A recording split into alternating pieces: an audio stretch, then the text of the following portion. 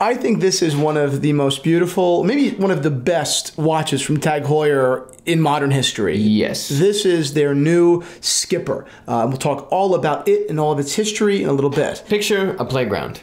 We have Rolex's playground, which is a bunch of kids playing orderly. It's fine. We have Omega's doing something similar.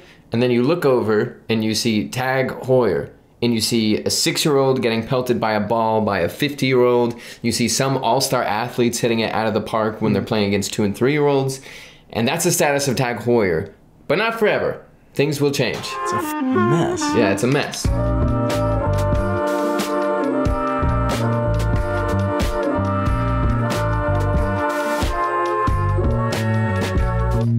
What is up, Watch Fam? I am Christian, the curator of the Theo and Harris Vintage Watch Shop. My name is Michael. This video is sponsored by Brilliant. You need to train your brain. AI is coming. Okay, talk to me. Okay, so we are going to be talking about the Skipper, of course, but I also have just a range of incredibly famous things from Heuer, things that aren't so famous, things that come in under like 2,000, then things that go over 20,000. Yes. Just to talk about how Tag Heuer can really hit it out of the park, but how also, and this will be the bigger conversation, they're a little lost because we don't have things separated.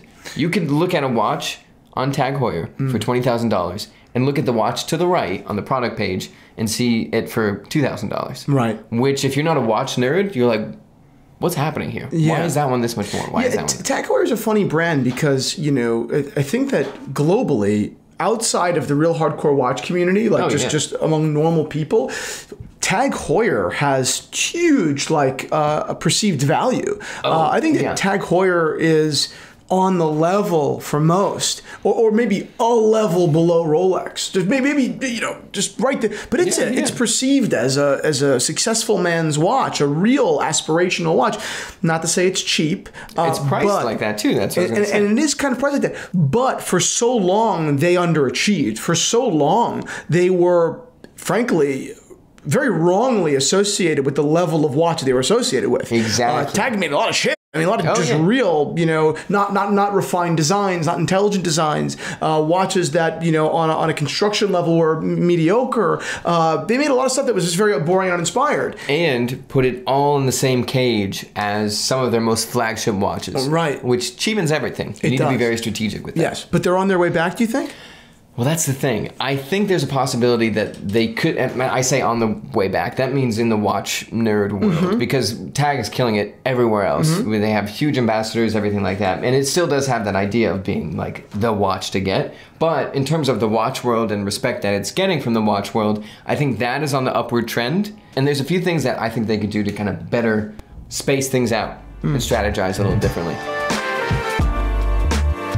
So this is the Skipper, $700, $6,800, we'll round up a little bit.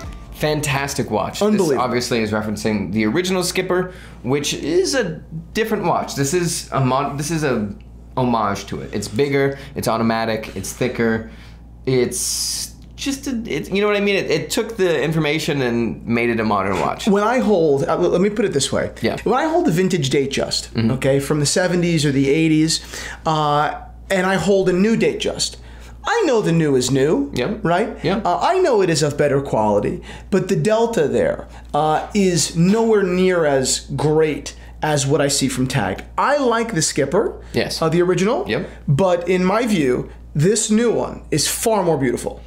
It is the level of quality, the jumps, the leaps and bounds, and this is not a commonly held opinion, right? I'm kind of the original, right, in a way. I think just the crystal, the dial levels, everything about this watch, you know, turned out like just incredibly well.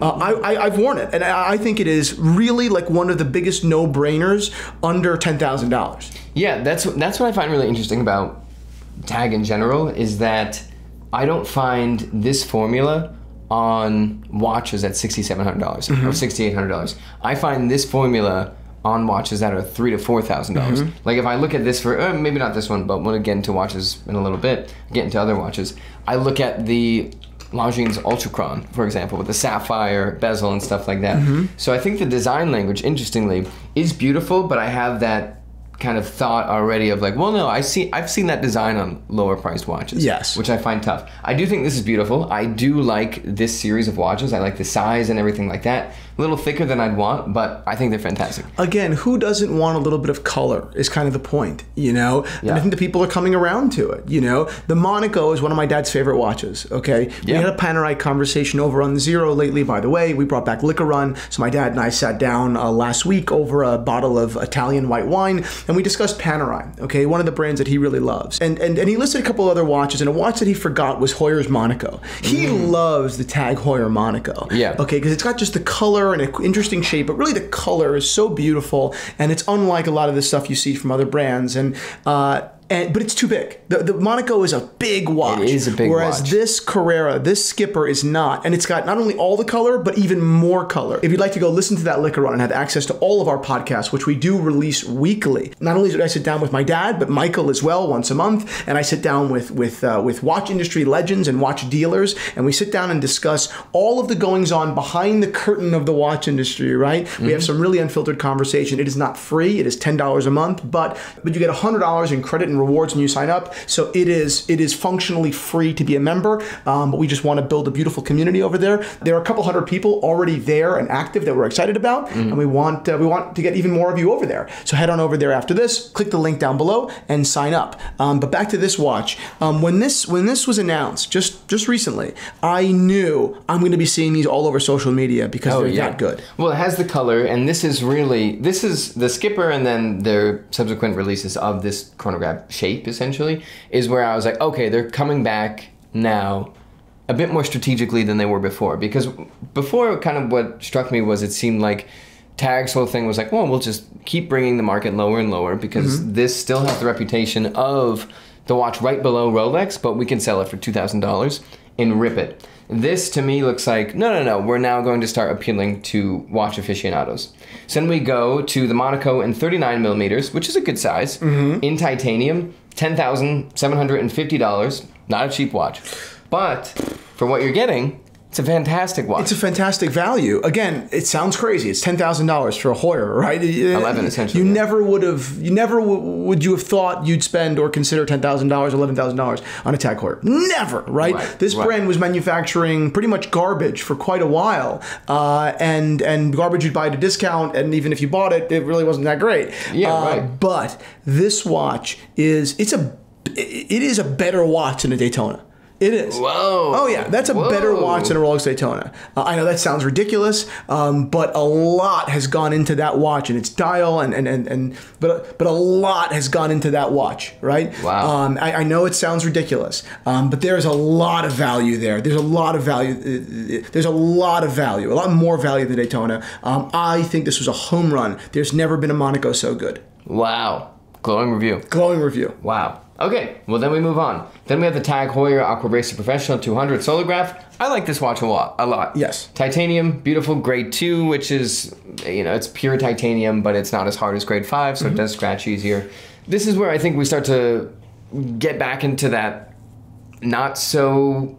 I don't even know the right word. This is where you get back to that playground, essentially. This is $3,000 for a solar quartz watch. Beautiful watch, looks great on your wrists and everything. Certina has essentially the exact same design for under $1,000. That's automatic. Yeah. But that to me is like, okay, you nailed it on design, but any watch nerd would look at the price and be like, that doesn't jive with me. That doesn't make total sense. Right. So that's where things get interesting. But as we continue on, we have the Altavia chronometer flyback for under $7,000. I think a chronometer flyback for under $7,000 is fantastic. But Longines just released their flyback Spirit, and that watch is around $4,000. See, so it's that Altavia doesn't really represent the value that I think it needs to. The Longines is also a ridiculous watch, and they're releasing a ton this year. That's just wild, but. Good. But also 16 millimeters thick too. So that's thick. Watch. Yeah. But yeah, I think that there's a no-brainer, and that Longines wins on that round. Yes. Then the Tag Heuer Formula 1, $1,900. Funny enough, though, this, like the plastic Formula 1s from way back when, those are making a small resurgence in the quirky collector community. So I put this on the list just because this new one doesn't hit the mark to me. Right. This new one is still trying too hard to be a watch that should be more, but they don't want to raise the price, so it kind of like lays in this awkward middle ground. But I do think the Formula One would eventually be Tag's answer to the Moonswatch. That's why I put it on this list.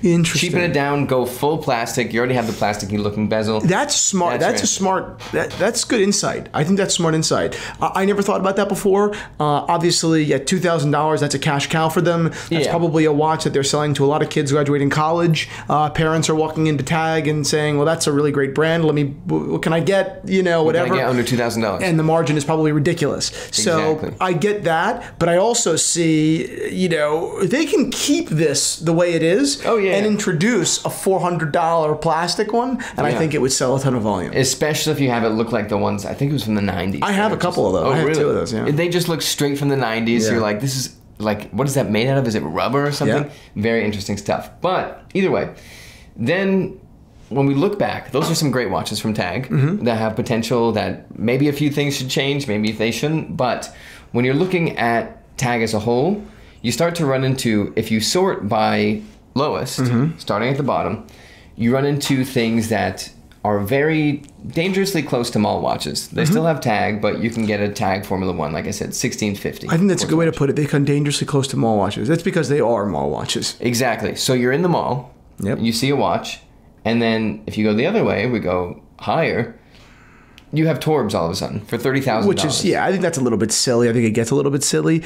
But, you know, this is an LVMH brand, right? This is you know, the LVMH brand. And this is a very similar strategy to Louis Vuitton, right? Where you can get the super average, I'm buying the brand name and really nothing else, kind of crappy product, crappy watch, or I can go and get the, you know, piece of luggage for $10,000. Exactly. Right? Yeah. The LVMH loves that. That's not a game Rolex plays. It's not a game no Audemars matter plays. what happens when you walk in the door, you can walk out with something because you're like, well, the bag is like this much, so I'll get that. It's a Louis Vuitton bag. Yeah, but it's not like it's the entry. Right. So exactly. But that's not a game Rolex plays. AP doesn't play it. Patek doesn't play it. Nobody plays it. Yeah. Right.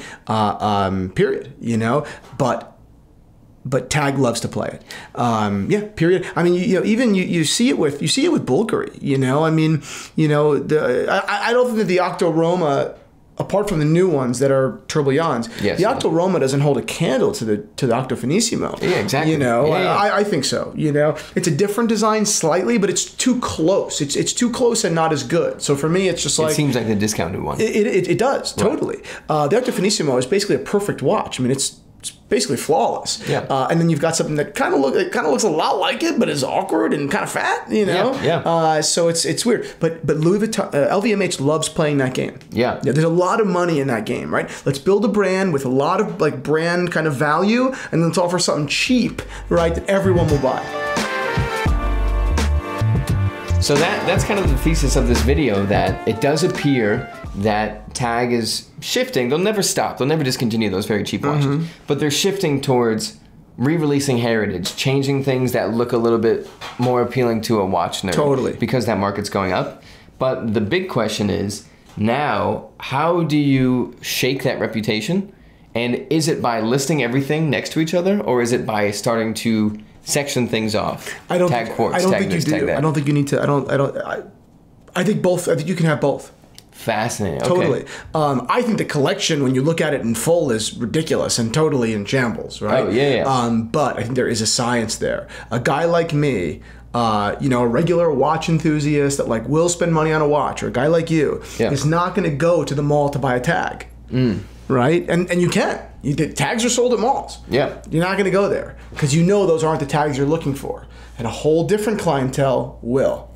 Okay, a guy like me, or a guy like you, or you know, whatever, a guy that's really into watches, that is comfortable spending, you know, a little bit more, is going to go to their fancy AD, who also carries Tag. But they can get you the crazier stuff, right? That's their business. So both can be true at different points of sale, and I think that they know that. No, I think they know that. I know they know that. Period. Interesting. They'll know where to shill shit, and they'll know where to put nice stuff. And that's fascinating, because even though you walk into a Rolex, you can't get anything. Every Rolex experience is the same, Right. Right? Right. There aren't Rolex stores that have the crazy stuff and some that have the cheap stuff. Every point of sale has equally everything for you to see. Right. You see my point. Yeah, of course. It's not Tag's model. Yeah. So that's the most fascinating part, where if you're appealing to the watch market and you say it doesn't have any weight that I'm going to spend $11,000 on this Monaco, but I know this brand also makes complete junk. Mm-hmm. Does that in turn leak anything upwards and be like, this is also junk? I don't think that the average consumer understands that they make junk. Okay, I'm saying watch nerd. I'm talking watch nerd specifically. I don't think that they'll care because the Heuer history is so rich that it still works. There still works, and if the watches are this good, they speak for themselves. Wow. I would buy a Tag right now. You would? 100%. Which Tag? I'd probably buy the Monaco. I'd probably buy the Skipper. The Skipper, okay. Skipper's amazing. Yeah, you wore the Skipper. Yeah, I would like to try on the Monaco. 11 grand is a lot of money for me in a chronograph. Right? I really don't spend that kind of money on chronographs. Yep. But I think it's interesting. I think it's beautiful. I think that my dad could take a look at it. Again, for my dad, $11,000 is just less than half of the Lange he wants. So he's not going to buy it. Exactly. He's the wrong client. But it makes sense. If the watch is proportioned well, if it fits well, it makes sense. But this Skipper is a no-brainer. Yeah. It's a lot of fun. It's a watch. It's a lot of fun. It's built really well, and it is from a brand that at one point and a little bit at one point with less of a name. Yes, is something. So it works. It tracks, man. Dude, it tracks. And I think, honestly, like I said, what's really fascinating, we've made a lot of videos about it, is that LVMH watch brands, they have two things going for them, really, and it's with other conglomerates too. But one is that they're clearly starting to focus more on their watches, which is great for the collector community. But two is being a conglomerate with all these different brands, and LVMH's side isn't that big yet, they can slowly move the boat of all of these brands to hit you at different points. Totally. But it does seem like all of these brands are starting to bring a lot more heat in every angle. What I think is funny is when I guess it's Frederick. Frederick is the CEO. Yeah. When Frederick Arnault took over Tag, he really was pioneering this smartwatch movement. That was the future of Tag. And I wonder if that smartwatch business is significant to Tag. I wonder if that actually has been or has ultimately become a part of the future that they want to see in themselves, right? Yeah, right. But it's funny that this young entrepreneur kind of comes in the scene, announces smartwatches are the future of the brand. Yep. I've never seen one, or maybe I've seen a couple, but I mean, maybe it works, maybe it doesn't. I don't think it did. And now he's going back into the archive and releasing things people wanted all along. Complete other way. Not even like, well, we need new analog. It's like, well, no, go archive. We'll just rip archive. I'm not saying I'm right in this, but it does seem like a likely explanation that the young buck had to come to the realization that, maybe a old watch brand shouldn't be rebranded as a tech brand. Maybe making just a great new version of the old watch is smart. It's almost like, come on, everybody that jumps into something immediately overcomplicates it, and then over time you slowly uncomplicate it to the point where you realize the easiest or most simplest answer was where the starting line was the entire time. Louis Vuitton is not famous for their athleisure, so don't start introducing it, right? I mean, Louis Vuitton, it makes what it makes. Yeah. And they do slight variations and they update it a little bit, but ultimately speaking, it's just like this. Go into the archive. What is the biggest hit? What were our biggest strokes of genius in our history? And how do we reintroduce them in fresh ways? And frankly, why aren't we making them? 100%. The Skipper has been for a long... I mean, the Hodinkee did a re-release of it, but it's like, okay, yeah, and people want that. Right. Why aren't we giving it to them? Why did we go smartwatches? Exactly. Either way, LVMH, we always just say the conglomerate to watch out for. I mean, I think this is the hoisting the flag, saying we're coming. We get it. We heard you. Yeah, right. That's what it is. Right. Especially with the Genta partnership, which we'll get into way later. But 100%. That's Tag. That's it. Thank you very much for bringing the subject to light. Yes, if you guys want to listen to our full weekly podcast, go ahead down below and sign up for the Zero. Again, weekly podcast, incredible stuff. Me and Michael, me and Rolly on Liquor Run, and me and a bunch of watch dealers. So it's a great time. So go ahead down below in the description, click, sign up, and shoot me a DM so I can personally welcome you aboard. Now, one message from our sponsor, Brilliant. Yes. This video is sponsored by Brilliant, the best way to learn math and computer science. It's guided, interactive problem solving solving that's effective and very fun. It's essentially you get a few concepts for 15 minutes a day. You have to solve them on whatever device you choose, and you'll start to learn a lot more about math, data analysis, computer science, programming, science and engineering, all things that are kind of vital to know at 2023. For sure. Again, with AI and computers getting smarter literally by the second, frankly, even without that, it's very easy for our intelligence to start slipping from our fingers. I see it all the time. I was talking to a friend, John, actually, not that long ago, who said, geez, I really feel like because I'm working so much and I'm not really reading that much at all, I'm just consuming kind of, content on my cell phone, I'm losing my ability to grasp for words, my intelligence. I'm losing it every single day a little bit more. And I think that Brilliant is the perfect solution to exactly that, right? Just 15 minutes a day to really sharpen that pencil and to give you better control of your mind and introduce new skills. Yeah, whether you're a complete beginner or ready to dive into machine learning and beyond, Brilliant makes it easy to level up fast with fun, bite-sized lessons. Yep, I think it's terrific. And I think what's amazing here is Brilliant's range of levels and lessons, right? Geared at ages like 13 to 133, right? You get to graduate from one to the other and start really where you're comfortable, right? Yeah, exactly. I think that is really, really smart. Agreed. Yeah, so you get guided courses for every journey. All of their courses are crafted by award-winning teachers, researchers, and professionals from MIT, Caltech, Duke, Microsoft, Google, and more. And if that is interesting to you, head on over to brilliant.org/Theo and Harris to get 20% off for the entire lifetime of you using Brilliant. And, of course, you get a 30-day free trial. I think it's great. Sharpen your pencils and that's it. Let's get smart. Yes, sir.